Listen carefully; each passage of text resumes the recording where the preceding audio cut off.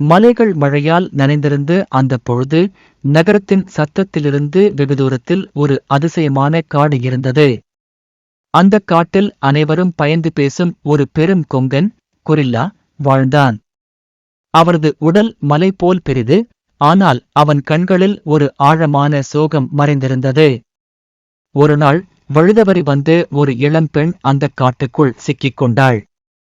நகரத்தில் இருந்து வந்த அவள் இயற்கையின் அமைதியையும் ஆபத்தையும் ஒரே நேரத்தில் உணர்ந்தாள். அச்சத்தில் நடுங்கிய போது திடீரென நிலம் குலுங்கியது. அவள் கண்களை திறந்தபோது அவளின் முன் அந்த பெரும் கொங்கன். அவள் ஓடவில்லை, கத்தவில்லை. ஏனெனில் அவள் கண்களில் பயத்தை விட நம்பிக்கை அதிகமாக இருந்தது. அந்த கொங்கன் மெதுவாக தன் பெரும் கையை நீட்டினான்.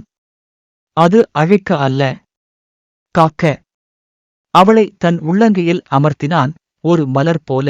அவனை உலகம் அரக்கன் என்று அழைத்தாலும் அவளுக்கோ அவன் கருணையின் காவலன்.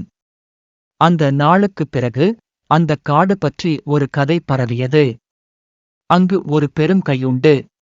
அது அழிக்காது, காப்பாற்றும் என்று.